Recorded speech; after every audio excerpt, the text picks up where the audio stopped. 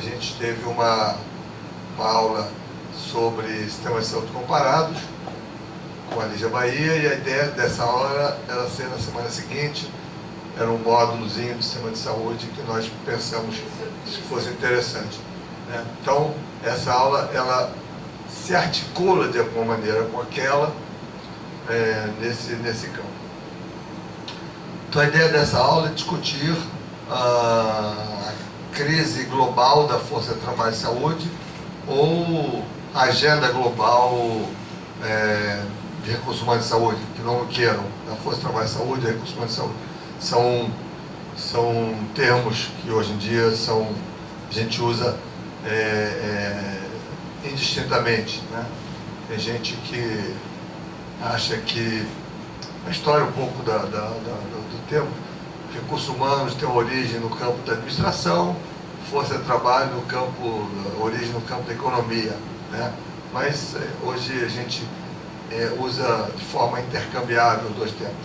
Então a ideia é discutir a agenda global deste campo e como este tema, que é um tema importante, o sistema de saúde, se coloca na agenda global, nas discussões e digamos, no debate que ocorre a nível mundial, né? Então eu vou conversar um pouquinho sobre as características dessa área, o que significa, o que não significa. Vou contar um pouco da história deste tema.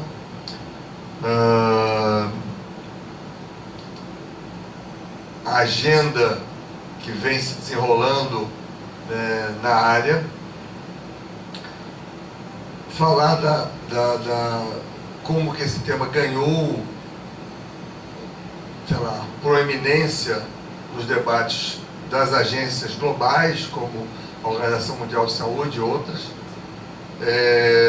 O que a gente conhece desse tema, dessa problemática globalmente, quais são os desafios, o que não se conhece, falar um pouquinho do ponto de vista dos profissionais de saúde, enfim, como que os profissionais veem essa agenda, tocar um pouco em alguns elementos que claramente a gente já sabe que funcionam, que não funcionam, do ponto de vista nacional e internacional, alguns exemplos e um pouco uma síntese da agenda global. Bom, como eu disse, eu não sei quanto vocês sabem da área, mas as atividades no setor saúde, elas são eminentemente intensivas em mão de obra. Diferente de outros setores, como, por exemplo, o setor financeiro, você introduz uma informatização, nós fazemos muitas das operações hoje via internet, né? Quase nunca vamos ao banco, precisamos de dinheiro, vamos numa máquina que lê os nossos dados no cartão, ou você paga contas sem a intermediação, sem a presença de uma outra pessoa, né? Sem que você precise de um profissional do outro lado.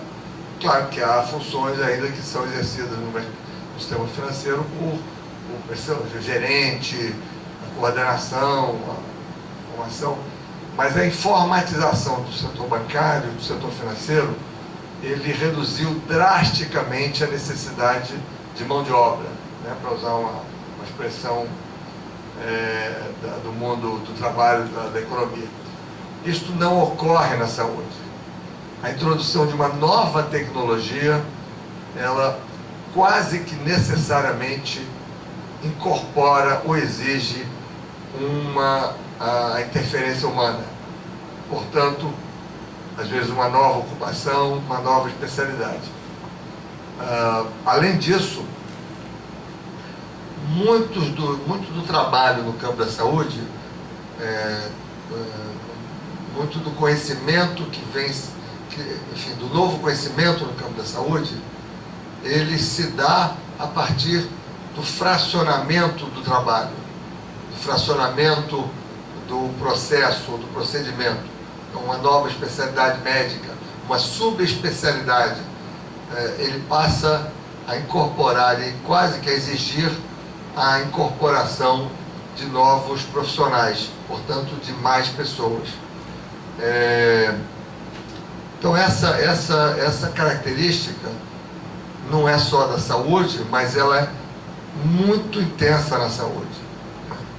Hoje em dia crescem, por exemplo, a oferta de cursos de ensino à distância, né? A educação avança e inclui mais pessoas no processo educacional, usando mecanismos que não exigem a ação direta do ser humano, ainda que por trás você tenha mecanismos de supervisão, etc. Mas a extensão, o aumento de escala da educação se faz a partir da incorporação tecnológica. Tem sido feito a partir da incorporação tecnológica.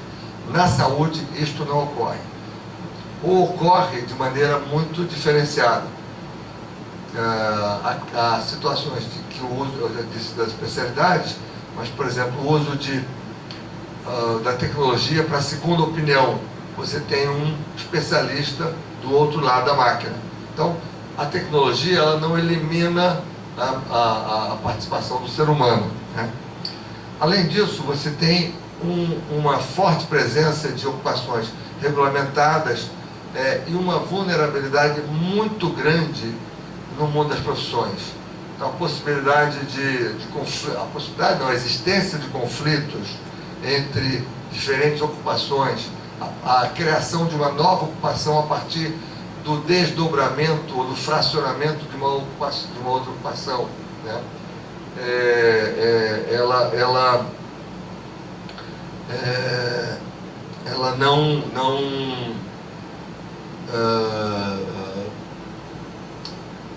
Ela não elimina, portanto, ela aumenta o conflito, né? Ela aumenta o conflito. Então, esse aspecto das relações de trabalho, de relações interprofissionais na saúde, né, ele é muito mais vulnerável, muito mais frágil, muito mais sujeito a dificuldades do que outras áreas. E, coincidentemente ou não, ou talvez até em decorrência disso, é um setor fortemente regulamentado. Então, você tem conselhos profissionais de diferentes profissões, né? Enfim, cada país tem uma forma diferente de organizar isso, mas característica do setor é essa organização. Há países que você tem conselhos profissionais, por exemplo, de várias profissões num único conselho. No Brasil, a tendência é uniprofissional. Isso há não só para proteger o mercado, como se diz, mas, no caso da saúde, para aumentar a confiança do usuário, do cliente, né? Portanto, aumentar o grau aumentar a qualidade e o grau de segurança no exercício e nas atividades das profissões. Isso é muito diferente de outras áreas em que, enfim, se pode exercer certas funções independente do background profissional, da universidade que você fez. Nada impede que você exerça certas atividades com um background muito diferente. Um exemplo disso é o exercício de funções públicas. O ex-diretor-geral, CEO do Sistema Nacional de Saúde inglês, era um filósofo, né? Com experiência de gestão, experiência de administração. Isso, ministros da saúde, sem serem médicos, no Canadá, diretores de hospitais não são nem profissionais da saúde, eles são contratados com base na experiência de gestão. E assim por diante. né? Há médicos que são donos de fazenda. Então, são áreas nos quais o background profissional não necessariamente faz diferença. Na saúde faz diferença e mais ainda, é uma obrigatoriedade o exercício profissional a partir de determinadas licenças, determinados regulamentos. Há uma peculiar inserção no sistema econômico. As relações de trabalho na saúde tendem a ser diferenciadas. E isso se expressa, por exemplo, por mecanismos de contratação ou de relação. Não é incomum o fato de você ter um único hospital numa região. Então isso faz com que aquele hospital tenha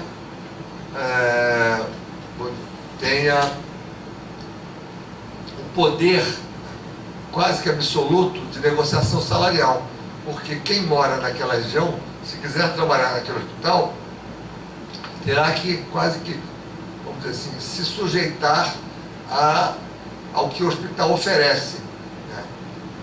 A capacidade de negociação de salário, de remuneração é muito pequena, porque aquele é o único prestador daquele serviço naquela região. Ou no país, isso não é incomum. E o contrário também é verdadeiro. Quando você tem uma oferta muito grande de força de trabalho, de mão de obra, e você não tem um número de empregos ou de postos de trabalho suficientes, a tendência é que a remuneração também seja reduzida. Ou ao contrário, como ocorreu muito recentemente. Você tem um número pequeno de profissionais para uma demanda maior, né? Então, a tendência que a negociação salarial ou de remuneração se faça em favor do profissional. Se dizia isso que, e é verdade, lugares em que, por exemplo, médicos ou enfermeiros não vão, ou não se dispõem a ir, exceto com uma remuneração muito mais elevada. Por quê? Porque as condições de trabalho ou a localização, elas são desfavoráveis em termos de competição com outras que estariam oferecendo remuneração menor, porém com condições de vida, de trabalho melhores do ponto de vista do profissional, ou que a família tem escola, ou seja, enfim, coisas que elementos nos quais o profissional se sentiria mais à vontade. Então, ele, para ir a outros lugares ou para aceitar outro tipo de trabalho, a demanda dele é por uma remuneração maior, nem sempre possível de ser coberta por aquele empregador. Então, essa situação é muito diferente de outros setores em que os empregadores buscam no mercado de trabalho, né? E segundo oferta e demanda mais claramente, né? Além disso, no caso da saúde, os clientes têm mais dificuldade de fazer opção entre concorrentes, porque a informação que o paciente tem, a população tem sobre a saúde, né, sobre o processo ou doença, é sempre muito menor do que a do profissional, que domina não só o conhecimento sobre o processo ou doença, sobre diagnóstico, tratamento, etc., mas detém o privilégio da prescrição, por exemplo, ou da intervenção, né? Você vai comprar uma televisão, você pode, sei lá, quantas lojas vendem televisão, né? Essa aqui me oferece condições melhores do que aquela. Isso aqui aqui é uma televisão de 20 polegadas, de lá de 30. Enfim, você tem mais escolhas, né? Você vai no supermercado, na área de cereais, você tem lá 5, 10 marcas. Eu quero essa, não quero aquela, essa tem vitamina B, essa tem vitamina C, essa sei lá o que. O pacote é desenhado assim, essa. No caso da saúde, a capacidade, há uma desigualdade nesse poder, né, em desfavor do paciente, da população. Então, Essa é uma diferença enorme de quase todos os outros setores econômicos. Mesmo na educação, não é incomum alguém aprender sozinho uma língua, ou inclusive a legislação em muitos países, né, permite que você aprenda, seja ensinado pelos pais e só vá à escola fazer prova, né, demonstrar o seu conhecimento. Muitos países fazem isso, ou não é que fazem, abrem esta possibilidade. Na saúde, o autocuidado, né, ele só serve para a promoção da saúde, né? Ninguém faz uma autocirurgia, uma cirurgia plástica em si mesmo, inclusive é considerado, pela legislação, considerado crime, né? É um exercício ilegal da profissão. E por último, cada vez mais, nós temos mulheres na profissão médica, na profissão de enfermagem, na área da saúde em geral. A feminização das profissões da saúde, ela é crescente e definitiva. Definitiva. As tendências são cada vez maiores em relação a isso. Mesmo naqueles países que saíram de guerras, em que a maioria, por exemplo, do quadro de enfermagem era composto por homens, por conta da guerra, enfermeiros, essa virada já ocorre, já começa a ocorrer. Então nós, em algum momento no futuro, vamos ter, como temos hoje na enfermagem, uma predominância absoluta de mulheres na área de saúde, em todas as profissões, por muitas razões, né? Por muitas razões. Uma delas é a competição por outras profissões, e as profissões da área da saúde, ela, com raras exceções, elas tendem a ser menos remuneradas. Então, essa tendência mundial de que a mulher tem uma participação no mercado econômico, no mercado de trabalho, com menor remuneração, ela também é responsável por isso.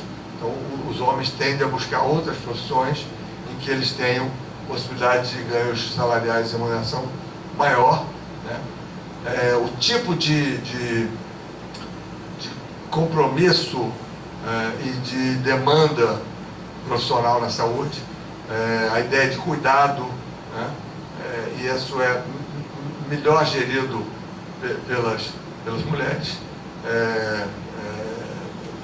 Sociologicamente, essa é um resultado de muitos estudos, e o esforço tem sido sempre, em certos níveis de ensino, de fazer com que essa relação também ela se dê uniformemente entre os alunos, mas as meninas tendem a se desenvolver melhor, ter melhores notas e, portanto, ter mais possibilidade de entrar nas profissões da saúde, né? Então, do secundário para as universidades, essa é uma tendência que tem a ver com, em geral, né? A tendência, não é a exclusividade, mas a melhor capacidade competitiva das mulheres, das meninas, para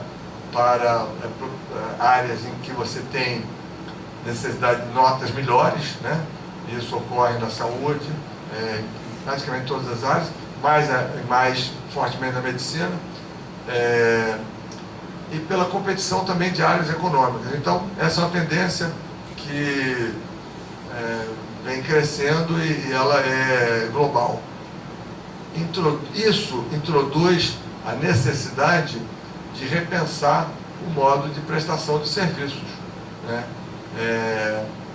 E essa é provavelmente uma das razões, só para avançar um comentário, uma das razões pelas quais nós temos dificuldade, por exemplo, o serviço de saúde tem dificuldade de contratar certas especialidades, porque elas são crescentemente femininas, no caso da pediatria, por exemplo, e a organização dos serviços hoje, no Rio de Janeiro, é claro isso, é basicamente por plantões, e as mulheres se sujeitam menos a esse tipo de organização do trabalho, né? Então você teria que pensar, reorganizar o trabalho de forma que pudesse conciliar horários e outras atividades, né? A responsabilidade com filhos e, enfim, outras jornadas de trabalho que a mulher é, em geral, levada a ter, né, dificultam muito esse tipo de inserção. Então, a tendência é que você tenha mais dificuldade de recrutar aquela especialidade para esse tipo de trabalho, né, plantão, por exemplo, plantão noturno, fim de semana, aquelas áreas, aquelas especialidades médicas ou de enfermagem, por exemplo, em que você tenha uma predominância feminina. Então, o caso aqui seria de, enfim, que os gerentes, os decisores do campo da saúde pudessem, se discutissem melhor esse assunto, poderiam repensar o modelo de prestação, né, organizando ele de maneira que pudesse atrair mais as mulheres, ou atrair também as mulheres, e não dificultar. Então, mas essas características, né, tem algumas outras, então, mas essas são as principais características do setor saúde no que se refere a recursos humanos. Então, eu vou, a partir de agora, contar um pouquinho do que se passa a nível global, tá certo? Não sei se vocês têm alguma questão, enfim, em relação a isso, é claro. Bom, então vamos contar um pouquinho da história.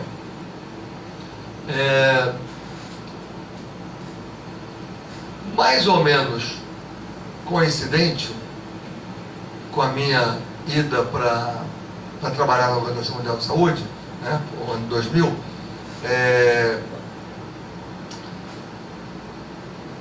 cresceu muito a discussão nas regiões, América Latina, África, Europa,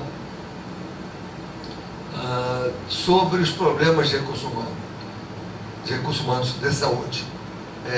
E essa discussão se deu, ou essa preocupação se deu por alguns motivos. Um deles, muito importante, foi que ao final dos anos 80, não foi o único, mas foi uma razão importante para que esse tema viesse, digamos, saísse da discussão meramente gerencial, né, local, e ganhasse fóruns não só mais amplos, mas inclusive fóruns da discussão da política de saúde e de outras políticas. No final dos anos 80, por orientação digamos, não sei se apoio ou imposição do Banco Mundial e do Fundo Monetário Internacional, muitos países fizeram reformas econômicas importantes. Muitos países. O Brasil, inclusive, mas a América Latina em geral. A dívida dos países não industrializados, a dívida externa era altíssima, e aí a dívida com o Fundo Monetário, com o Banco Mundial. Então, houve todo um movimento para reformas econômicas importantes, reformas financeiras e econômicas. E essas reformas, elas na época, não só alteraram o perfil da dívida, estruturas econômicas, moedas. Nós tivemos aqui, muitos de vocês não eram nem nascidos, a gente tinha, enfim, mudanças de moeda quase a cada ano, retiradas de zeros, etc., né? Inflações enormes. Então, muitas regiões do mundo e muitos países tiveram reformas econômicas e financeiras. E essas reformas reduziram de forma substantiva os recursos e os investimentos na área social, saúde, educação, né, de forma importante. E essas reformas não tinham nenhum acompanhamento na área da saúde. Os sistemas de saúde, muitos também se reformaram em direção a alguns reduzir acesso, outros de introduzir o setor privado. Há toda vocês que fizeram, que vão fazer o curso de sistemas de saúde, vão poder discutir isso, de política de saúde, né? Essas reformas, elas tocaram em áreas importantes, com redução da formação. Isso não tinha, ninguém sabia o que acontecia, quer dizer, não se monitorou isso, não se tinha conhecimento do impacto que produziu, o que vinha sendo produzido no setor saúde. O único impacto, a grande discussão era sobre financiamento do sistema, né? Sobre funcionamento dos serviços.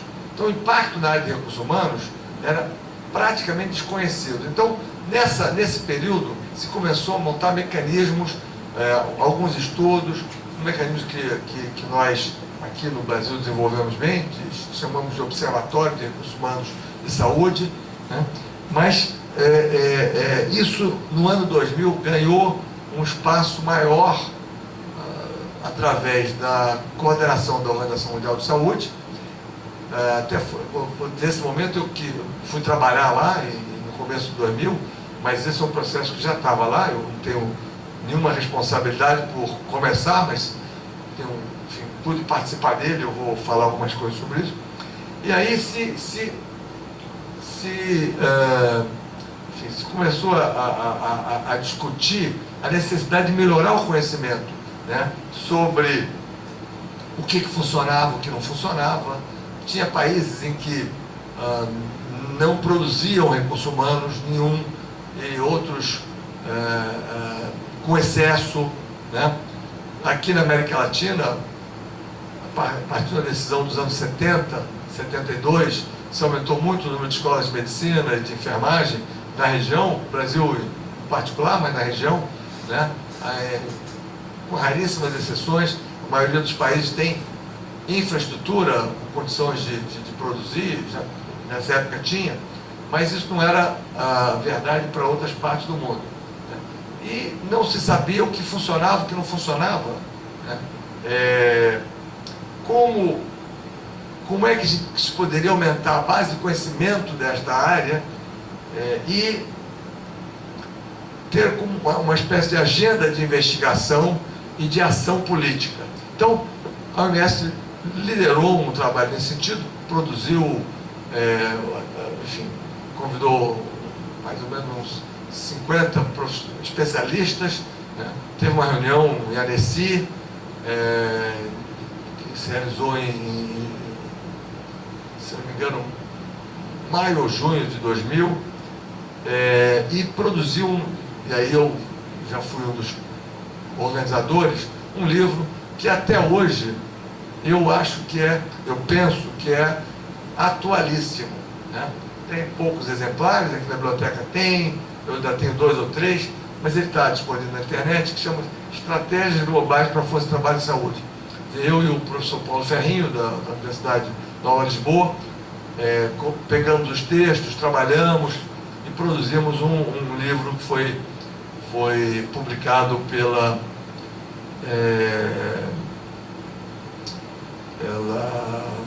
Instituto de Saúde Pública da Bélgica, em parceria com a OMS. Esse texto, né, eu acho que para mim ele ainda mantém muito atual na sua agenda, nos seus elementos. Obviamente algumas coisas que eram datadas estão superadas, mas o conjunto de temas postos ali se desenvolveu, e nós vamos ver esse livro que está aqui, ó. Vocês podem baixar ele na internet, mas enfim, ele tem esse nome em inglês, e se alguém quiser, depois nós colocamos à disposição aí. Ele livre, pode PDF. E os temas postos aí se transformaram numa agenda crescente que foi desdobrado em vários momentos, que eu vou falar rapidamente. Uma outra coisa que foi importante também para expandir essa área, em termos de conhecimento e publicação, foi a criação de um jornal, criado em 2003, uma revista em inglês. Hoje, quer dizer, desde 2005, eu sou editor-chefe dessa revista, né? Eu quero ver se no próximo, o ano que vem, eu me aposento disso, que é muito trabalho, mas e ela tem sido responsável também por não só o espaço de publicação, que não tinha, né? Ainda é a única revista no campo de recursos humanos de saúde, eletrônica, e tem sido veículo exatamente de publicar o conhecimento produzido, as experiências, as pesquisas, o que funciona, o que não funciona, né? E tem sido muito importante para manter esse debate aceso e para fazer com que os países e os, enfim, gestores, pesquisadores, não, tomem esse tema. A área sempre, enfim, quando a gente conseguiu, mais ou menos nessa época, formular um quadro conceitual mais elaborado, nós elaboramos um esquema que nos parecia interessante para ajudar a pensar essa agenda. E esse esquema levava em conta a existência de problemas, digamos, desde sempre. Porque não é dizer assim, o recurso humano está sendo descoberto agora. Não é isso, né? Mas havia claramente, depois do final dos anos 80, começo dos anos 90, uma mudança, vou usar uma expressão, de paradigma, ou pelo menos de problemas a enfrentar, né? Talvez desde sempre tenhamos tido coisas como baixo salário, né? Como baixa produtividade. Esse é um problema que ainda persiste, ou esses problemas ainda persistem, né? Como condições de trabalho inadequadas, enfim, uma reduzida capacidade de conhecimento na área, e problemas que vêm de longe, que é a má distribuição de recursos nos países, então a gente vai falar, e uma distribuição desigual entre as profissões. Nós vamos ver que há países em que você tem uma predominância de médicos e poucas enfermeiras. Há países que você tem ao contrário, muitas enfermeiras e poucos médicos. A região africana é assim, muitas enfermeiras, muito mais enfermeiros e enfermeiras que médicos, né? A América Latina é muito mais médicos que enfermeiros, em geral. Então, por que isso, né? E ao mesmo tempo vimos que algumas coisas começavam a aparecer e que meio que pressionavam a agenda e não tinham respostas, como por exemplo um funcionamento diferente do mercado de trabalho em saúde, que a gente chama de dinâmica do mercado de trabalho. Migração.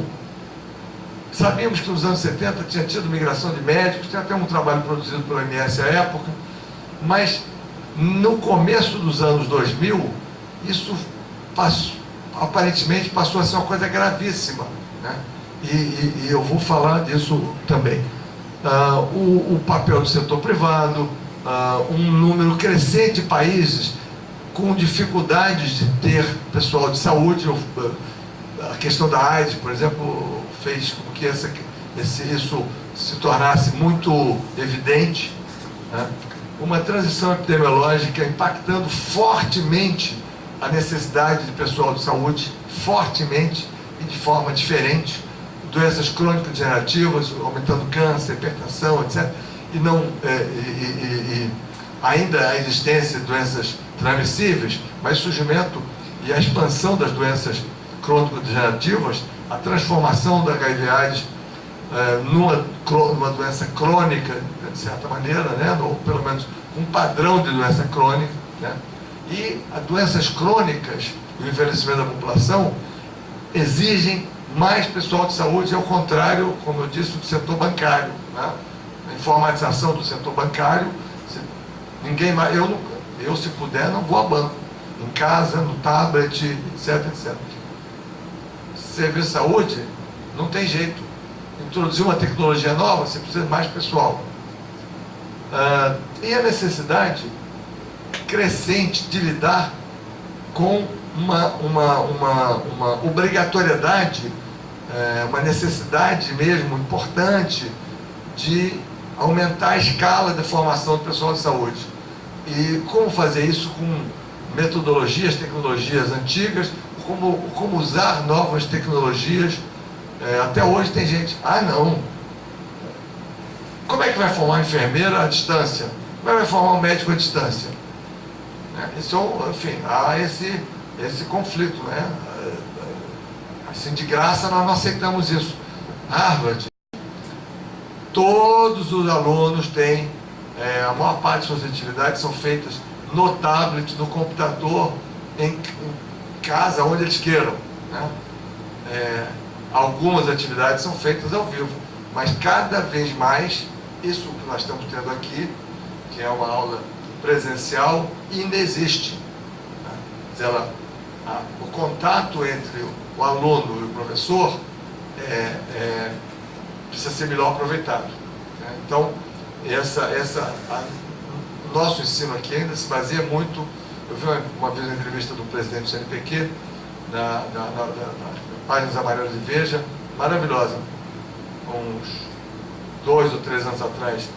Até hoje, assim, as universidades brasileiras, o professor e o aluno não sabem ainda lidar com a tecnologia, né? Quer dizer, não basta ter internet, ter acesso à internet. Claro que ter computador, isso custa hoje, enfim, a gente ainda tem um preço alto para algumas coisas, mas um tablet, um iPad, em $500, você está, R$1.000, você está comprando um equipamento de última geração, né? Mas como usar isso? Como fazer com que essa tecnologia ela seja eficiente e de qualidade, né? Não adianta você assistir só uma palestra pela internet, se isso não tiver ligado a outras coisas. Então, uma reeducação de todos nós. Eu, com toda franqueza, enfim, temos dificuldade. Nós estamos gravando aqui essas aulas até como forma de aumentar a nossa experiência. Nós estamos nos testando e tentando melhorar isso, né? Para ver se a gente oferece um curso à distância, oferece algumas atividades que ampliem, né, o número de pessoas que possam ter acesso a essa informação, se ela é relevante, né? Se ela não é relevante, não adianta a aula ao vivo que não resolve. Então, esse dilema tecnológico ainda é mal resolvido para a gente. E o desafio é esse, quer dizer, como é que você expande esse universo, né, de forma consistente e com qualidade. Então, seriam esses os novos desafios, né? Bom, eu já falei um pouco disso, mas rapidamente, quer dizer, a partir de 2000 se começou a produzir um movimento mundial em torno dos recursos humanos, da área da saúde. A Fundação Rockefeller colocou recursos, se conseguiu aglutinar um grupo de 100 a 150 pessoas e produziu um relatório que se chamou interessante o nome, que é Iniciativa de Aprender em Conjunto, né? Porque é exatamente isso que nós estávamos fazendo na época. Nós estávamos tentando produzir conhecimento, mas aprendendo, né? Aprendendo, não enfim, a ensinar, não, mas aprendendo sobre o problema, né? A ideia que esse processo gerou não só conhecimento acadêmico, mas material a ser usado pelos países e pelas organizações. Então a ideia era essa. As organizações aprendiam, os especialistas aprendiam, e muita coisa, enfim, era novidade para todos nós, né, em termos do conhecimento produzido. gerou-se um plano de ação. A OMS, em 2006, produziu relatórios, relatório disponível em português também, né, que até hoje a agenda dele tem repercussão. E isso gerou uma série de mecanismos estratégicos, resoluções na Assembleia Mundial da Saúde, né, reconhecimento por algumas iniciativas globais, como o G20, o Gavi, que é uma aliança para ampliar a oferta de vacinas, imunização, né. Das regiões também isso ocorreu, uma série de reuniões e mecanismos, por exemplo, a criação de observatórios, aqui eram globais, aqui na região africana, enfim, diferentes países, e isso gerou realmente digamos, um aumento da consciência, vamos chamar assim, global. Quer dizer, a ideia é que a questão de recursos humanos era uma questão central para aumentar a eficiência e o desempenho do sistema de saúde.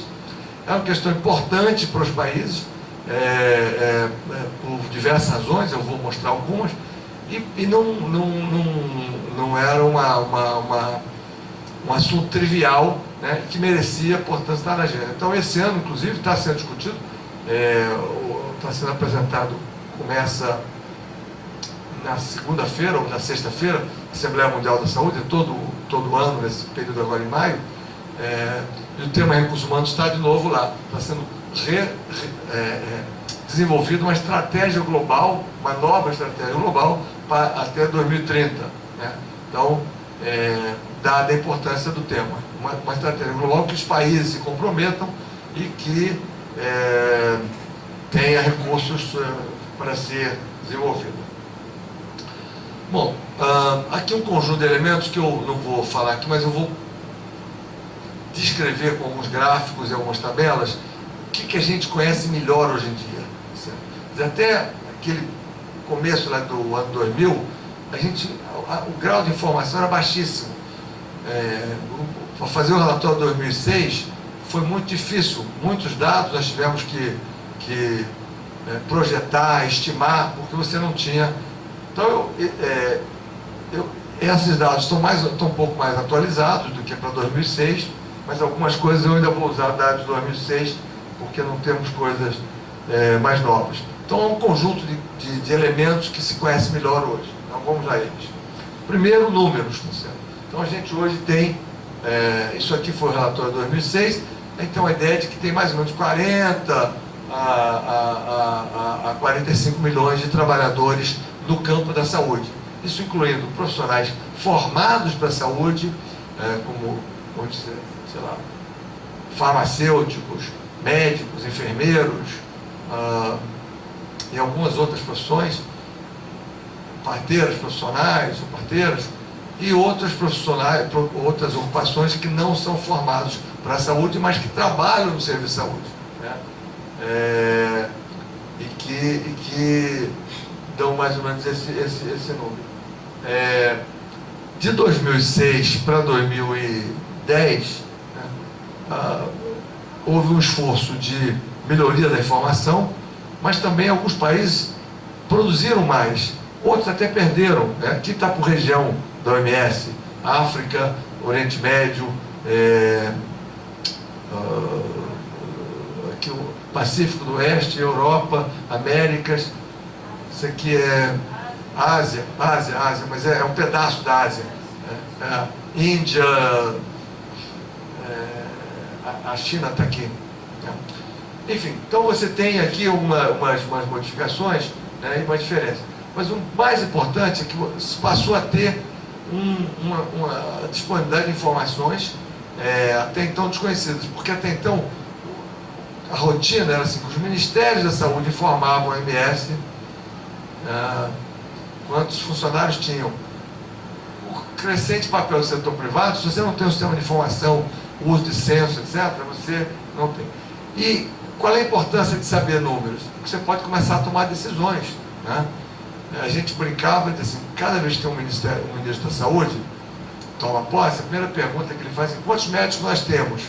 De modo geral, não tem ninguém para informar, porque você não sabe Hoje, com o sistema de informação, com o sistema de informação informatizado, etc., essa informação é melhor. Mesmo assim, há muitos países que têm deficiências graves de informação, e a gente vai ver mais adiante. A segunda coisa é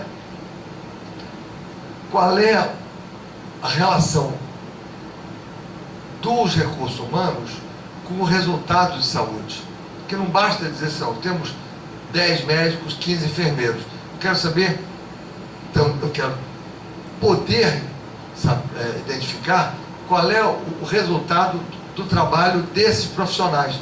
Então, só para dar um exemplo, num grupo de trabalho que se tinha montado, ele agora vai ter outra finalidade, para acompanhar a implantação dos objetivos do milênio. Uma delas era a redução da mortalidade infantil e materna, da mortalidade infantil e materna, enfim, uma das coisas para reduzir a mortalidade materna é a existência de profissionais disponíveis a prestar os cuidados. Por exemplo, a fazer pré-natal, né? Por exemplo, a tratar certas patologias, né? Certas doenças. E aí esse grupo montou um mecanismo de acompanhamento e assim, eu fiz parte do subgrupo de recursos humanos e se estudou qual era a composição de recursos humanos eram 68 países prioritários, e a relação com eles. E viu o seguinte, olha só a diferença na densidade, né? Então, esses países aqui, à direita, cuja densidade é abaixo de 2, né? Ou, sei lá, muito abaixo de 2,3, que um estudo mostrou que seria um valor no qual a probabilidade que os países teriam de reduzir a mortalidade infantil seria menor, mortalidade infantil e materna seria menor do que outros, né? Então, aqui, a maioria dos países abaixo disso. Portanto, esses países teriam muita dificuldade de reduzir a mortalidade infantil e a mortalidade materna para as metas propostas no objetivo do milênio, né? E a gente vai ver que isso é exatamente real. O Brasil estava aqui, né? Só para dar aqui um exemplo. Então você tem aqui Somália, Burundi, Nigéria, Chad, Etiópia, um país que tem muita dificuldade, e uma delas é exatamente a disponibilidade de recursos humanos. Outra coisa que a gente passou a saber é quanto se gastava e se gasta com recursos humanos pelos países. Um estudo muito antigo, se você não são da área, que diz assim, não, para recursos humanos precisa de 85%, os países e os serviços, tá, gastam 85% do recurso em saúde com o pessoal. Bom, era uma afirmativa meio, não sei baseada em quê, né? Porque esse estudo que a gente fez, o primeiro deles, mostrou que o número de países eram ainda muito pequeno, 64 países, né? Apenas nós temos informação, são 190 países que pertencem ao OMS. Mostrou que aqueles países que na realidade até precisavam mais, eles até gastavam menos, né? A gente pode até pensar ao contrário.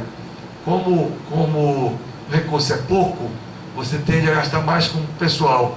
Na realidade, não era bem assim. A África, que tem o menor gasto em saúde de todas as outras regiões, é também o que gasta menos com o pessoal. Então, menos de 30%.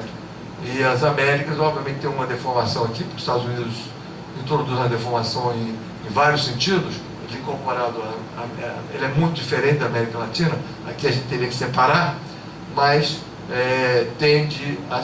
Mas, de qualquer maneira, o máximo, certo, é 50%. Né? Então, aquele 85% era uma coisa sem nenhuma base. Né? A gente começa a ter elementos assim, se a gente quiser melhorar as condições de saúde de África, tem que botar mais dinheiro, né? E tem que aumentar os recursos aqui. Então, você começa a ter elementos para intervenções, né? Para construir resposta. A gente podia pensar aqui estados brasileiros, né? Um estudo desse tipo, por exemplo. podia ajudar a realocação de recursos, né? Ou municípios aqui dentro do Estado, vamos ver como é que é isso, né? Tomando o sistema de saúde como um todo. E aqui o gasto geral do governo em saúde. Como eu disse, quer dizer, a África é o que gasta menos. Essa aqui essa bolinha é tridimensional. Ela é a carga da doença. Então, quanto mais doenças, ela mais para cima. Então, quanto melhor, menos doença, menos carga da doença, menos peso de algumas da doença sobre a população, ela tenderia aqui para baixo, né? Quanto mais pessoal, mais para a direita. Então, e o tamanho da bola é o volume de dinheiro colocado no setor saúde. Então, claramente, as Américas, com a deformação aqui que eu disse dos Estados Unidos, que é que gasta mais, né, em saúde, você tem essa deformação. A Europa aqui e o sudeste da Ásia tem a região mediterrânea, ela tem uma particularidade, porque com a coisa do petróleo, você tem obviamente uma certa deformação, né? São países que tinham recurso, importavam pessoal, então, apesar de ter uma carga de doença menor e uma densidade menor de pessoal, apesar de ter uma densidade menor de pessoal, tinha uma carga de doença também menor, mas pelas características dos países, são países com grandes áreas desérticas, pouca população, né, dependente de petróleo, muitos deles estão. Tá? A propósito, eu estou indo semana que vem para Cairo. Hoje, com esse negócio do avião aqui, já fiquei preocupado.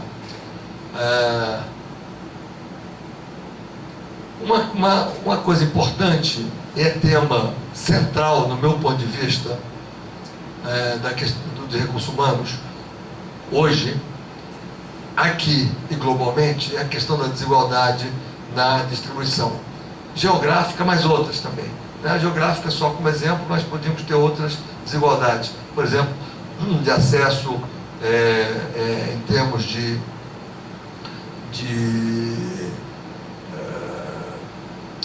certas minorias que necessitam de certos cuidados, linguística, né? Então, dependendo do país que tem, não é o caso do Brasil, ou até muito, de certa maneira, muito fracamente é um problema do Brasil, né? Com as regiões indígenas, mas é país que tem 17 línguas.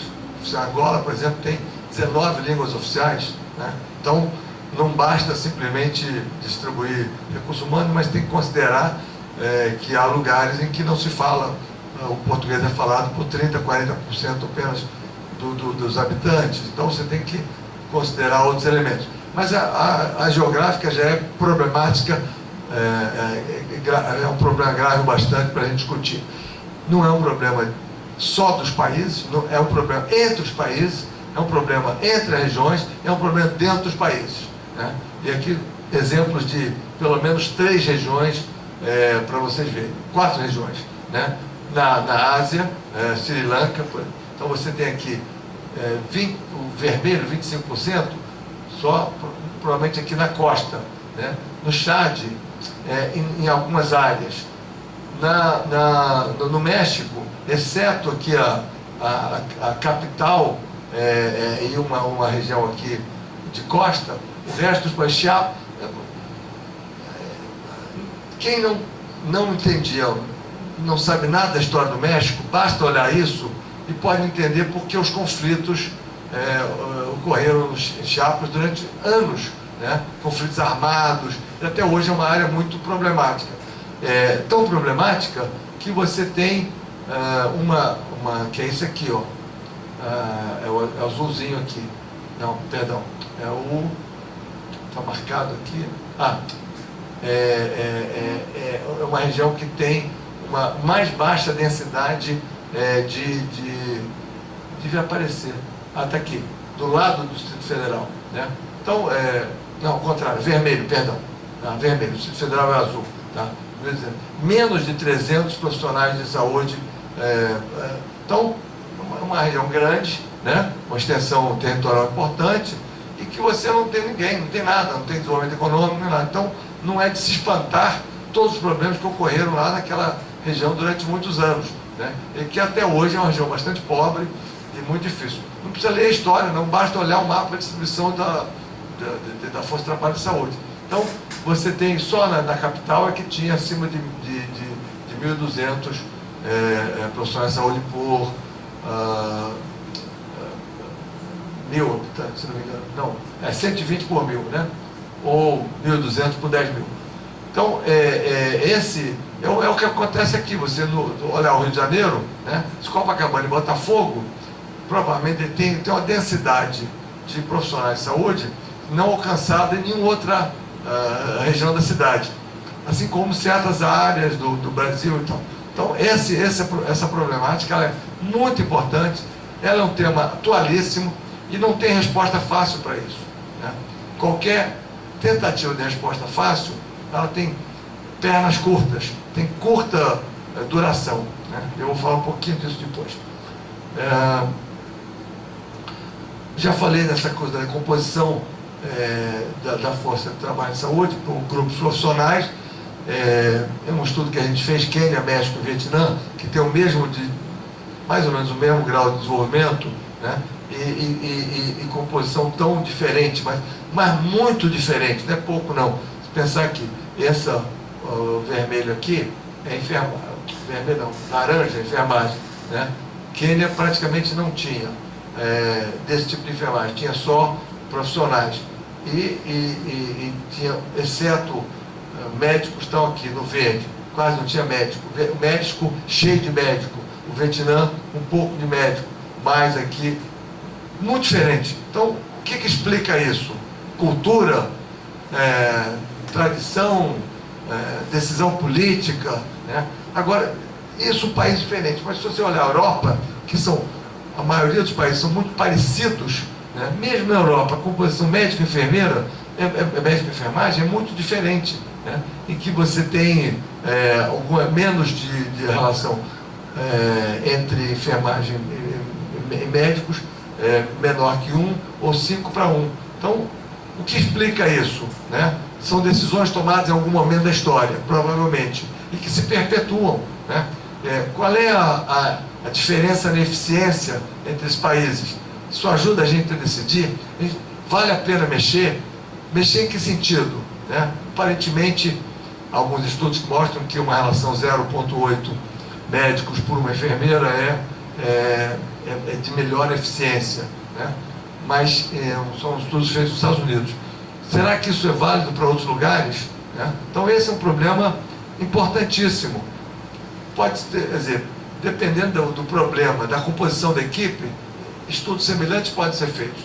Esse era mais fácil porque tinha informação e porque parecia óbvio que os países europeus eram iguais, ou pelo menos semelhantes. A diferença aqui é gigantesca, entendeu?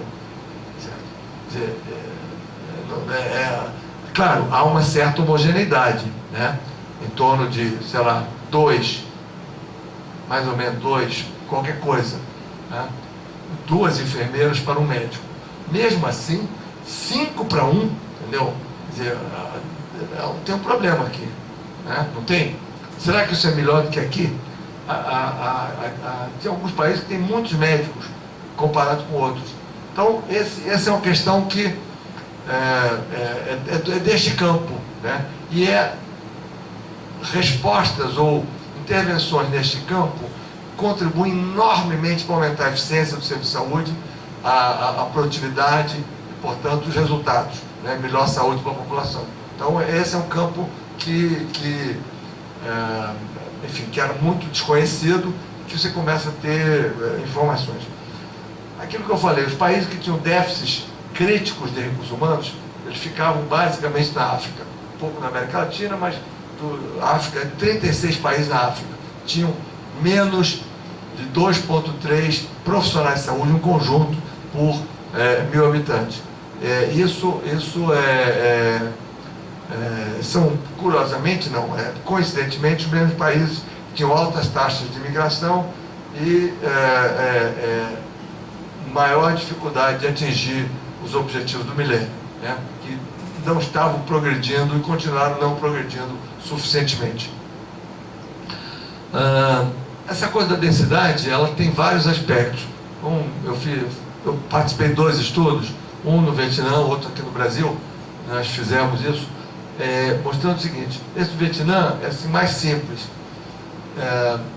mostrando o vermelho, mortalidade provincial menor de 1 ano, e o preto, esse aqui, né, mortalidade provincial prevista, baseado num modelo que foi desenvolvido. Em torno de 3 ou 4 aqui por 1000 habitantes. Olha só, a diferença na mortalidade. Entendeu? O que é que faz? Qual é a diferença entre a mesma densidade, e um morre quase 100%, quase 80 por 1000, né? Não morre quase 100%, 80 por 1000, que é uma coisa absurda, quase 100 por 1000, né? E outro morre 20 por 1000. Ainda é alta, tá bem, mas o que é que faz com que seja 4 vezes mais a mortalidade com a mesma densidade? Será que esses aqui não sabem fazer, não sabem cuidar da criança, a formação foi insuficiente? Será que esses aqui são mais sabidos, né? Ou foram treinados melhores? Então, responder a essa pergunta, esse gráfico não responde a essa pergunta, mas ele permite, elaborar essa pergunta, 2, montar a investigação para ter essa resposta. Porque ao contrário também existe. Você tem para mesmo nível de mortalidade, diferentes densidades, né? Então, será que esses aqui trabalham melhor, tem mais produtividade, melhor qualidade do que esses daqui, né? Então, são perguntas no campo da organização de serviços, no campo da formação, no campo da prestação do serviço de saúde, que precisam de uma investigação suplementar e respostas que são fundamentais para melhorar a gestão, para reduzir a mortalidade infantil, ao fim e ao cabo, né? Então, esse estudo, ou esse aqui no Brasil, que mostrou o seguinte, que equipes de médicos, enfermeiros e agentes comunitários de saúde, né, a gente viu que no Nordeste a situação era pior, em termos de densidade, em termos de resultado. Mas essa linha vermelha aqui mostra que há uma curva, né, em que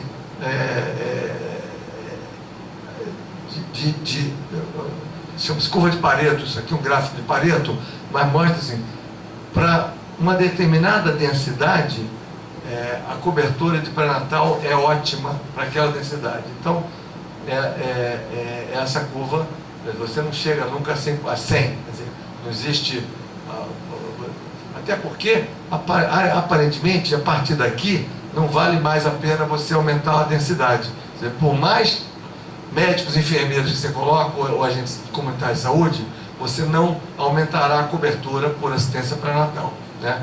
Então, essa questão, ela precisa de ser respondida,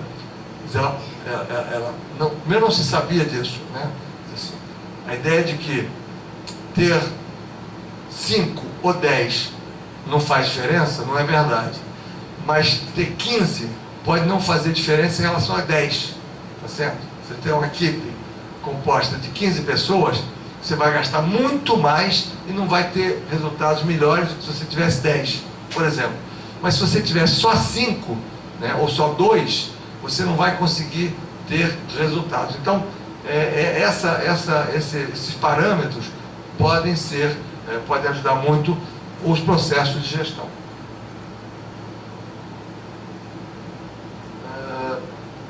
Esse estudo mostrou que se você aumentar 1% na densidade,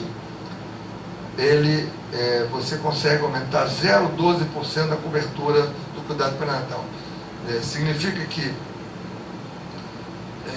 aumentos muito grandes tampouco vão fazer diferença. Então, esse aumento ele tem que ser para aquela cobertura que você precisa aumentar, né? Então, se a cobertura, por exemplo, for de 30% e você quer aumentá-la para 80%, né? A gente tem que saber, a gente teria que fazer um aumento de equipe na região, incluindo agentes comunitários, etc. O estudo mostra uma composição possível, né, de mais ou menos, sei lá, a gente tinha que aumentar a equipe umas 10 ou 15 vezes, né? Então, isso tem um custo. Será que é possível fazer com este modelo? Muito bem, sim, não. Nós temos que pensar um outro modelo, porque nós não temos como pagar um aumento dessa proporção. Então, essas decisões que são gerenciais, elas podem ser muito ajudadas se você tem estudos que informam,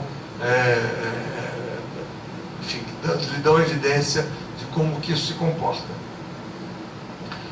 E uma coisa que eu falei no início, né, pode parecer folclórico, mas eu trabalhei nessa área aqui durante muitos anos e visitei muitas secretarias municipais de saúde, fui subsecretário de Recursos Humanos da Secretaria Estadual de Saúde de 87 a 91, né?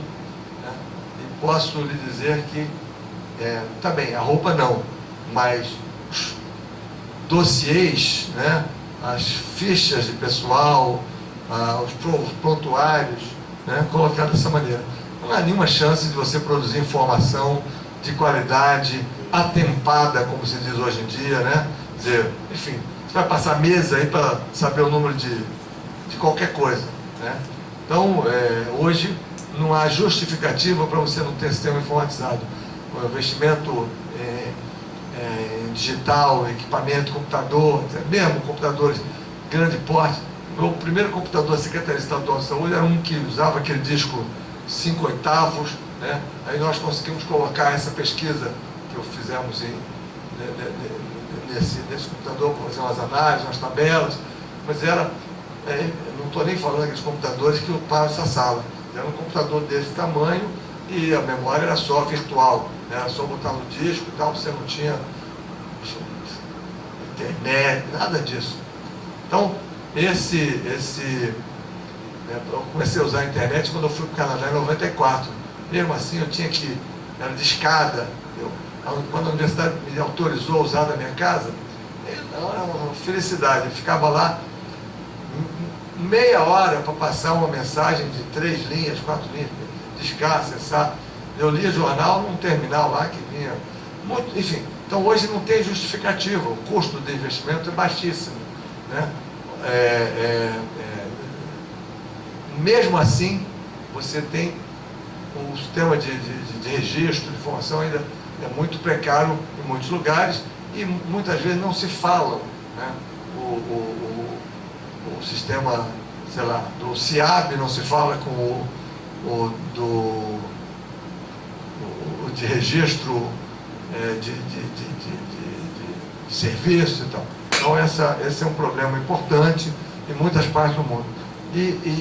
Então há muitas fontes de informação, dependendo do que se queira, né? Se a gente quer informações nacionais de algumas coisas, o censo é um elemento importante. Há inquéritos da Força de Trabalho em Saúde, por exemplo, inquéritos de emprego, né? PME, o inquérito mensal de emprego, não pegava nada da saúde, começa a incluir. Você só tinha, quando eu cheguei lá, tinha em 2004, na reunião com a OIT, tínhamos apenas 40 países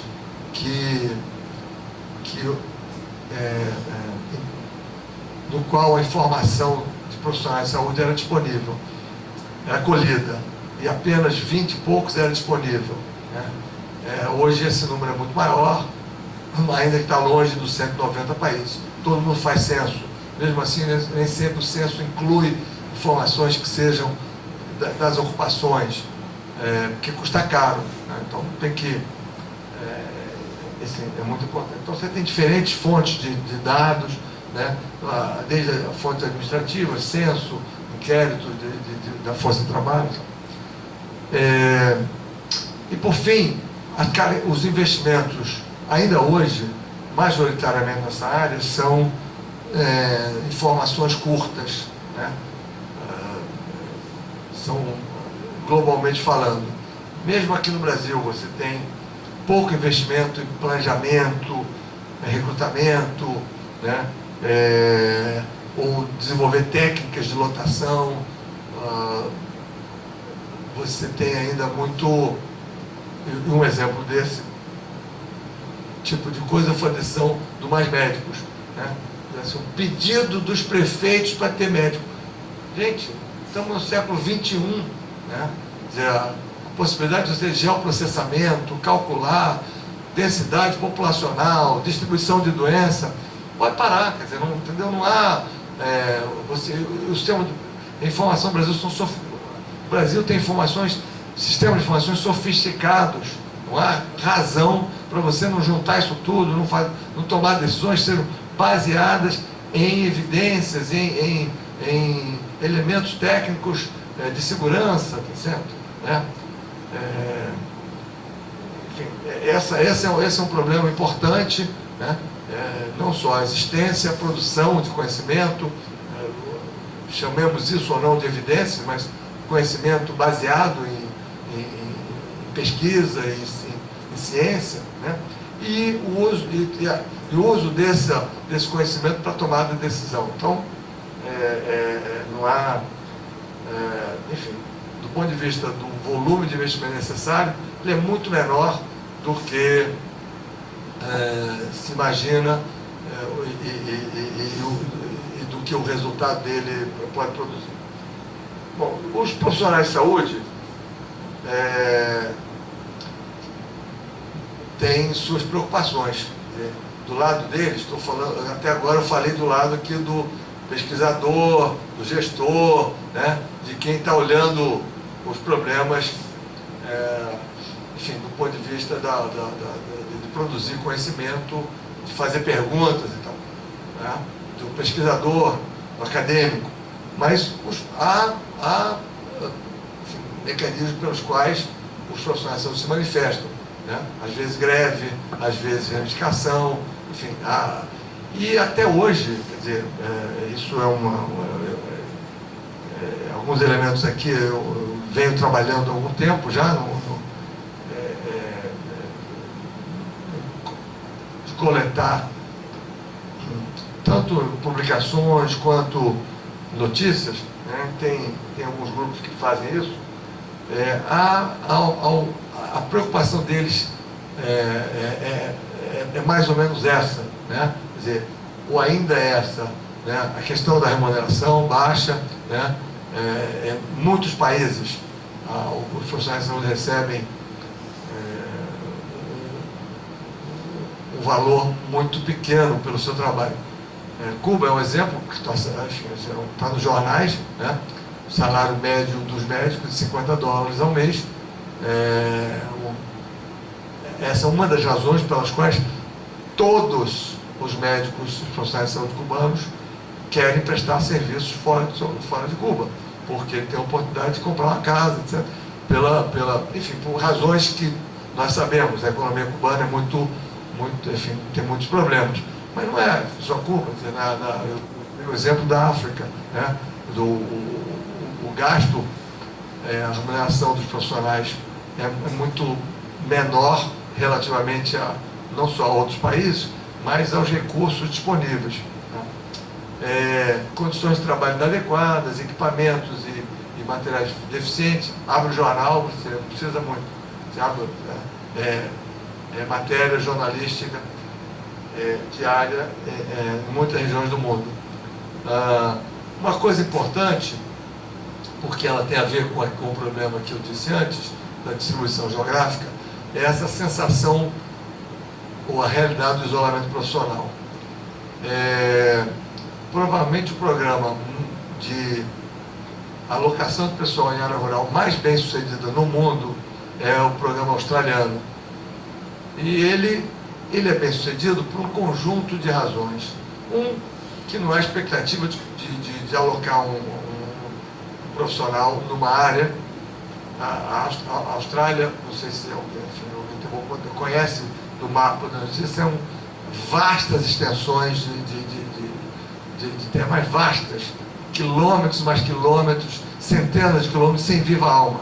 Então, você tem áreas de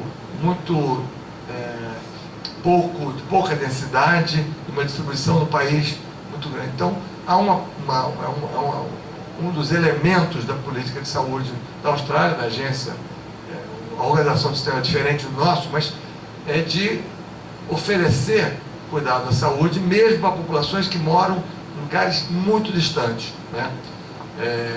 Então, as razões do sucesso uma das razões é a redução, o esforço para reduzir o isolamento profissional. Então, o sujeito, desde quando começou o programa, antes não tinha, obviamente, o acesso à internet que tem hoje, né? Mas montava com rádio transmissor, acesso a avião, helicóptero, de forma que a pessoa que estivesse lá tivesse sempre o acesso, seja ela de nível médio, de nível superior, enfermeiro, técnico, médico, tivesse acesso a uma segunda opinião, a um apoio para a decisão que aquele profissional vai tomar. Essa é uma questão muito importante, né? Eu sei que o Ministério andou trabalhando, não sei há quantas anos, o programa de telesaúde, porque não é só a segunda opinião, mas é a possibilidade de que ele vai executar uma intervenção, inclusive hoje, cada vez mais, intervenções à distância, né? Cirurgias à distância, diagnósticos à distância, o raio-x, que é feito lá, examinado aqui, em segundos depois, né? O laudo é dado por um especialista. Então, essa é uma questão central, faz parte de qualquer pacote de incentivo para alocação isso, né? E a segunda é que não há nenhuma ideia de que o sujeito vai ficar para sempre lá. O tempo de sucesso é medido ao atingir 5 anos. Então, essa é uma média, né? Profissionais ficam mais, outros ficam menos, mas o média de 5 anos é de sucesso 100%, porque essa é a meta, né? Por quê? Porque as pessoas se casam, têm filhos vão para a escola, parceiro ou parceira precisa de um segundo trabalho, né? Então, isso faz parte do programa. Então, essa é uma questão importante. Então, não existe fórmula mágica, não existe nenhuma outra, raríssimas, eventualmente uma opção ideológica, mas que dura um tempo, né? Eu vou servir aos pobres e tal, ou como os padres, né, que fazem opções por um determinado comportamento, né? Alguns duram a vida toda, mas não se pode esperar que grupos ocupacionais, isso não pode ser política de governo, né? É política de administração, né? Você tem que as pessoas reagem a incentivos, né? Como qualquer outra profissão, incentivos financeiros e não financeiros. Então há que se construir pacotes de incentivos para isso. Então o isolamento é uma coisa importante. Até tem uma expressão que foi usada no Timor-Leste, né? Eu não sei dizer isso na língua deles, mas queria dizer isso. Eu fui como se fosse lotado e esquecido, né? Essa é uma queixa das pessoas que vão para lugares isolados e que perdem a possibilidade não só de fazer educação continuada, de desenvolver e tal, mas de comunicação diária, né? Porque, enfim, ainda hoje, nem todos os lugares têm internet, banda larga e tal. Então, essa é uma expressão que eles usam lá e que é muito forte, né? Porque é exatamente assim que as pessoas se sentem, não se sentem abandonadas, mas se sentem esquecidas, né? Enfim, a questão da oportunidade de promoção do desenvolvimento profissional, que muitas vezes leva a que isso a gente vê comumente, os profissionais tomam decisões para se desenvolver de uma maneira diferente ou em áreas diferentes do que estão trabalhando. É muito comum, se ele está fazendo, e aqui a gente vê isso, ele está trabalhando com médico de família e fazendo especialização em radiologia. Não é assim? Isso vale para enfermeira, para o médico. Esse investimento é investimento individual, né? Tá bem, nada contra isso. Mas o investimento institucional, ele tem que garantir o desenvolvimento profissional naquela área, né? É isso que as empresas privadas de sucesso fazem, né? Enfim, não é uma opção individual ou uma coisa que a gente faz se quiser. Para manter a qualidade da atenção, é necessário que você mantenha o seu conhecimento, a formação, não só, até para novos conhecimentos que vão aparecendo. E uma coisa importante que aconteceu na África e que se reproduz agora, ou se reproduziu agora, é o estigma, né, de um lado e do outro. Como consequência do aumento da taxa de mortalidade, de infecção ou de mortalidade por HIV/AIDS entre os profissionais de saúde, o número de meninas que buscavam entrar em escola de enfermagem caiu barbaramente em muitos países, inclusive nos Estados Unidos, né? Então houve no período que a HIV/AIDS aumentou, caiu a procura por escolas de enfermagem, e os estudos mostraram que eram devido ao medo das famílias de se infectarem, das famílias, das pessoas, né? Então, e agora com a Ebola aconteceu a mesma coisa, ainda que em áreas localizadas. Então isso é uma coisa importante, é um elemento importante que quando se for trabalhar com que são preocupações das famílias e dos profissionais de saúde. Bom, há muitas coisas, eu citei algumas delas enquanto falava, que ainda se conhece pouco. Uma delas é qual é o pacote certo, o adequado de incentivos para uma determinada região, né? Qual é o the right set, quer dizer, aquilo que assim, o conjunto adequado de incentivos para fazer determinadas coisas. Porque você pode ter um conjunto inadequado de incentivos que ele produz exatamente o oposto. O aumento de cesárea, por exemplo, é um deles, né? Ou é um incentivo para fazer cesárea, é um inadequado. Mas então, não só para a localização, mas para o tipo de coisa que se faz. Quais são os incentivos para fazer com que os profissionais incentivem as pessoas a ter uma vida mais saudável, né? A mudar comportamento e hábitos alimentares, mudar estilo de vida, né? Não são os mesmos do que para fazer determinados procedimentos cirúrgicos, né? Então, aí que está, como ninguém é adivinho, né? Precisa estudar isso, precisa fazer estudos de preferência declarada, precisa fazer uma série de estudos que ajudem a que a tomada de decisão seja mais adequada. Especialmente porque nós estamos cada vez mais investindo muito mais recursos, né? Muito mais dinheiro, né? Antigamente, o serviço de saúde era o volume de dinheiro era pequeno. Hoje é tão grande que até na Lava Jato ele entrou, tá certo? Então, não pode tomar decisão de milhões de reais ou de dólares sem que você tenha segurança, não vou dizer certeza, mas pelo menos segurança de que aquela intervenção, aquele programa vai funcionar e vai ser sustentável, né? Então, intervenções, por exemplo, de estimular migração, como foi a importação de médicos cubanos, elas funcionam, né? Ou outras, né? Desse tipo, por um tempo. Mas qual é a sustentabilidade, né? Como é que você associa isso com sustentabilidade? Angola fez um programa de importação de médicos cubanos, do meu ponto de vista, mais eficiente que o brasileiro, porque eles levaram 800 cubanos que foram montar 5 faculdades de medicina e foram ser responsáveis por fazer funcionar 5 hospitais junto dessas faculdades. Então, na medida que as pessoas iam entrando na faculdade, assumindo funções clínicas e outras, né, eles iam mudando o papel deles. Mas foi de professor e de... tem problemas? Tem, claro que tem. Entendeu? Não é simples. Mas trazer os cubanos para prestar serviço é muito menos eficiente do que se fosse trazê-los, por exemplo, para ensinar medicina de família. Eles são bons nisso, entendeu? Então, são competentes. Então, poderia ser mais eficiente fazer isso.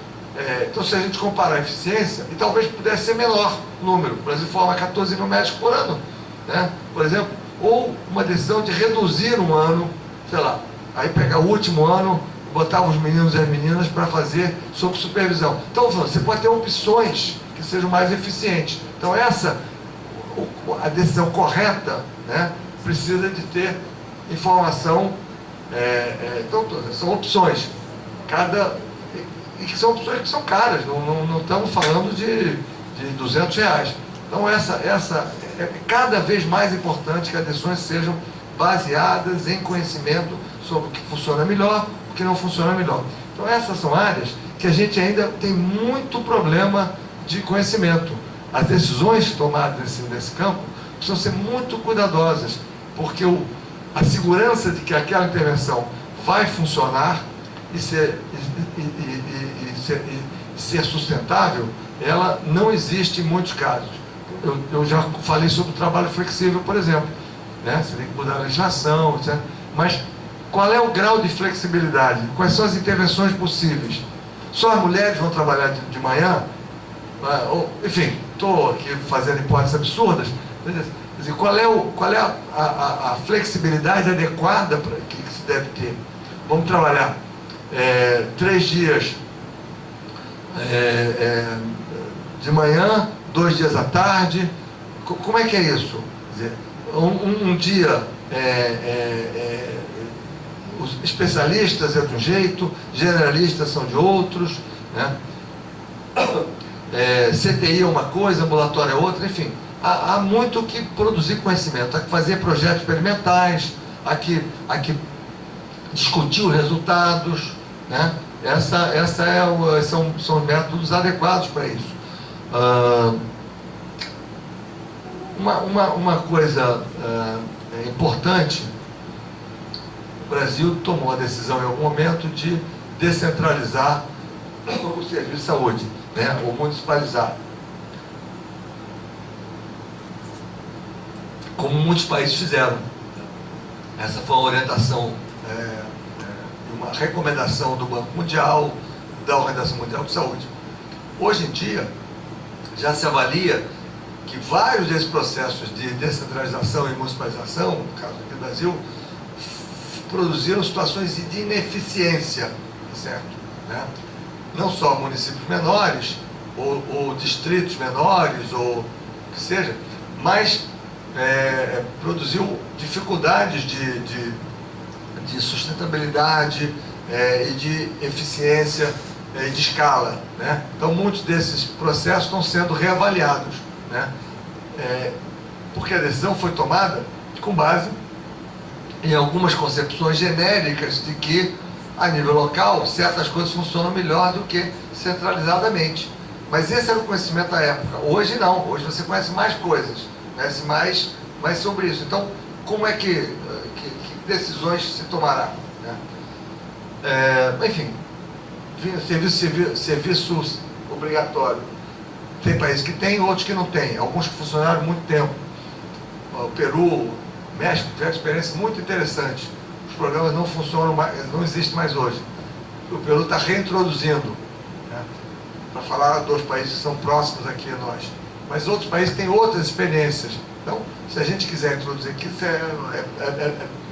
é recomendável que pelo menos a gente analise esses outros casos e vamos ver o que pode ser possível aqui, o que não funcionará aqui. Nosso país tem dimensões diferentes. Então, essa é uma questão global importante, né? E tem outras que a gente sabe menos ainda. Não sabe o que funciona direito, o que não funciona. Composição de equipe é uma delas, né? Eu citei para vocês, né? tem experiências de agentes comunitários de saúde diferentes formatos, né? O Brasil é um dos poucos que incorpora formalmente o sistema de saúde. O Brasil também tem uma experiência muito interessante de formação a nível médio. Quênia também tem, Moçambique, enfim, tem países diferentes. O sistema de saúde russo só ficou de pé depois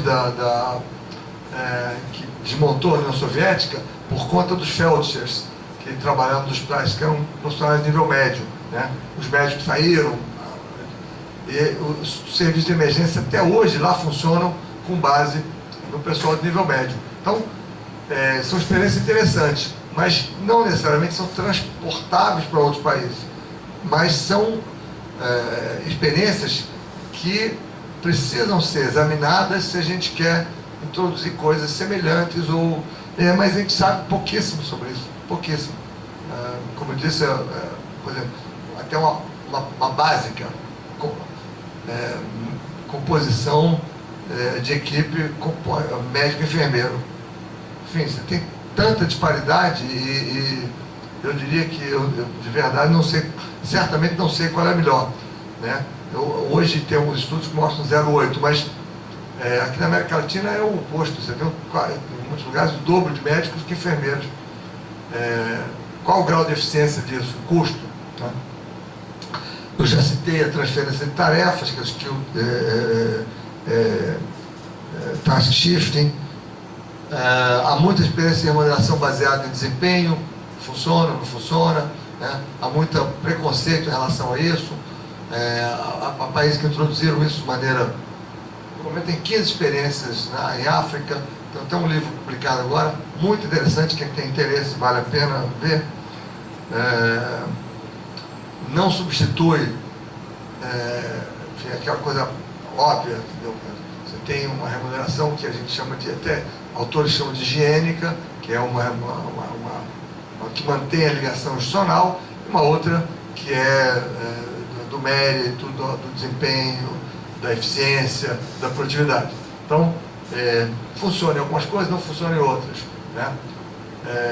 Mas não se tem ainda estudos suficientes para se asseverar que esta intervenção funciona assim, nessas condições e blá blá blá. Só para dar uma palavrinha,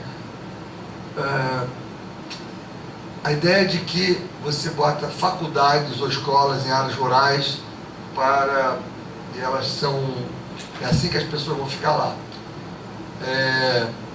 Os estudos que existem, que são poucos, não são muitos, mas mostram o seguinte: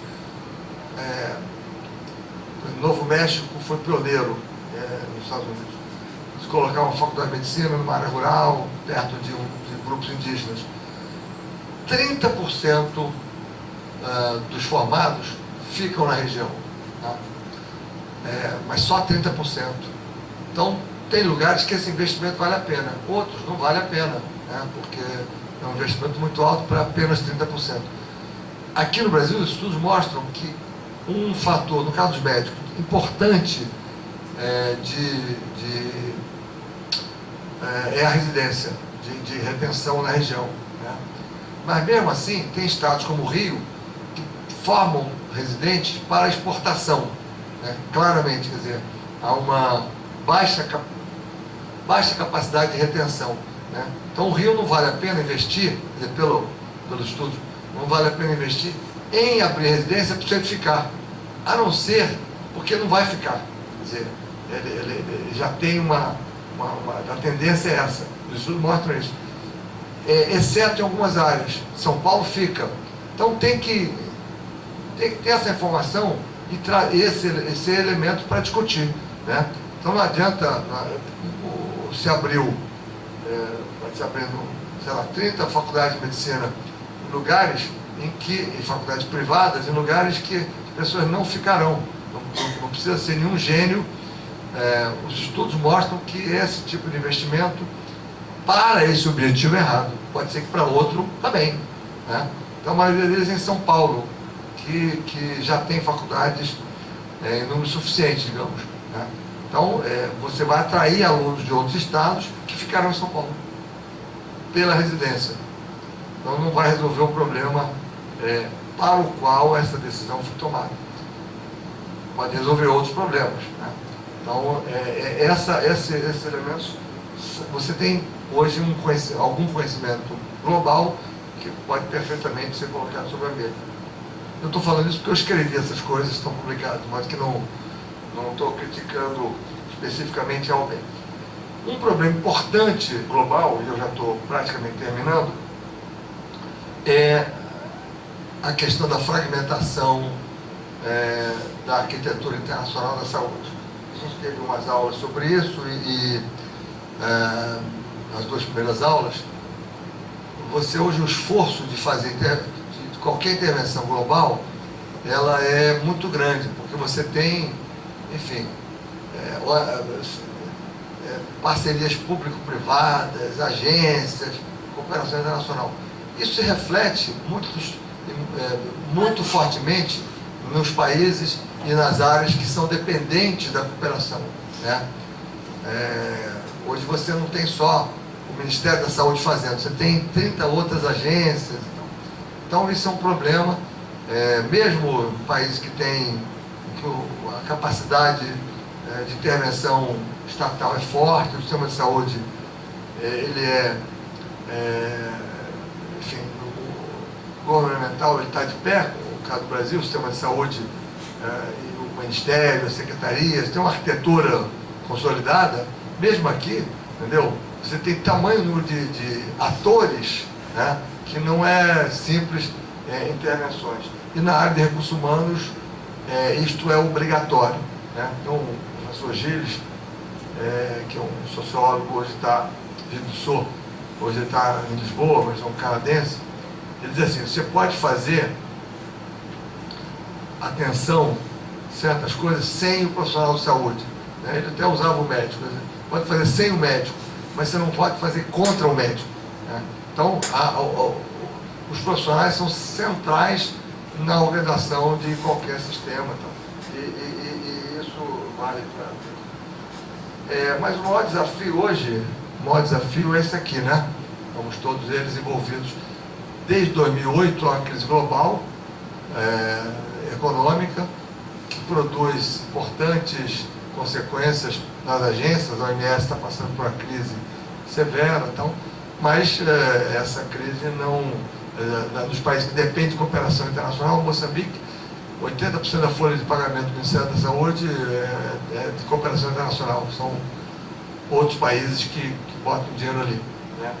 O Banco Mundial e outros países. Então, essa é uma coisa importante e não pode ser esquecida em nenhuma discussão. Aquele esforço todo que eu citei no início produziu resultados com compromissos globais, tanto no caso da resoluções da Assembleia Mundial de Saúde, quanto outros, né? O G20 e outros têm produzido. É evidente que a crise econômica global coloca outras,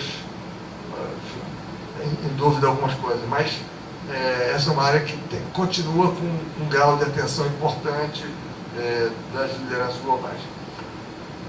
Isso resultou em alguns fóruns mundiais da saúde, um deles foi em Recife, 2013, 3 anos atrás, né? De modo geral, com 1.000 a 1.500 participantes, em Recife tinha 900. A agenda ainda é liderada pela OMS, que eu acho que é o principal agente desse campo. Enfim, alguns elementos que eu falei. O papel central da OMS é de cooperação técnica para aumentar a capacidade dos países. Mas acho que o maior desafio, especialmente para toda a região, América Latina e África, eu diria, mas para a Ásia também, é isso aqui, ó, evitar esta equação, que é formar muitos, recrutar um pouco e reter menos ainda, né?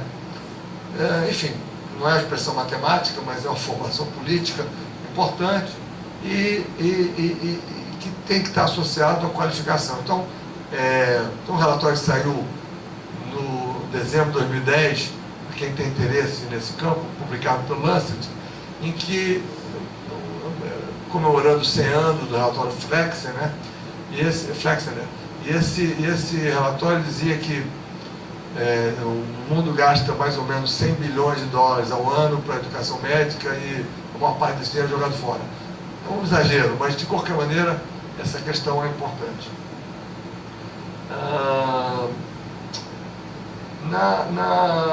Enfim, alguns elementos que eu falei continuam na agenda, mas acho que eu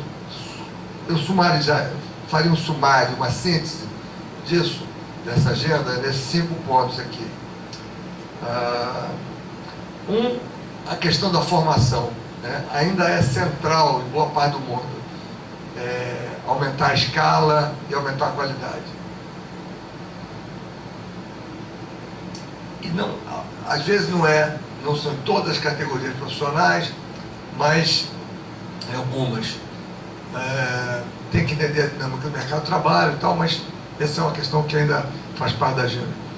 Ainda é importante a questão da migração, seja pelas situações de crise militar, econômica, em alguns lugares, em algumas partes do mundo, seja pelas consequências do sistema de saúde.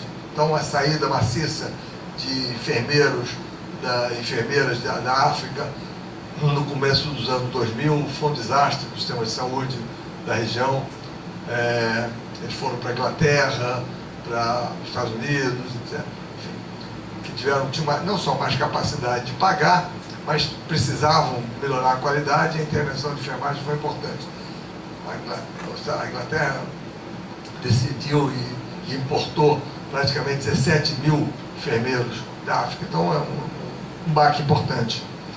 A terceira questão, que eu falei muito aqui, é a questão da redução da desigualdade na distribuição e no acesso, é central. Uma área que precisa de estudos, precisa de decisões mais baseadas no conhecimento existente, né? Menos decisões puramente ideológicas ou baseadas no achismo. O investimento é muito alto e a necessidade de sustentabilidade é alta. Na questão do mercado, da dinâmica do mercado de trabalho, eu preciso entender que os profissionais, cada um reage de uma maneira diferente. Tem estímulos que servem para médicos, não servem para enfermagem. Estímulos que servem para farmacêuticos, não servem para psicólogos e assim por diante, né? E o pacote de incentivos precisa ser bem desenvolvido, né? E para isso precisa de estudos de preferência declarada. Precisa de conhecer a dinâmica do mercado de trabalho. Não dá para ser só na reivindicação dos prefeitos ou do sindicato, da associação ou enfim, ou da experiência daquele ministro ou daquele secretário. É preciso uma coisa um pouco mais... isso no mundo inteiro, hein? Eu estou dando exemplo do Brasil porque a gente está aqui e tal, mas eu não estou falando especificamente do Brasil. Isso é um problema geral. E a questão da regulação das profissões, que é uma preocupação,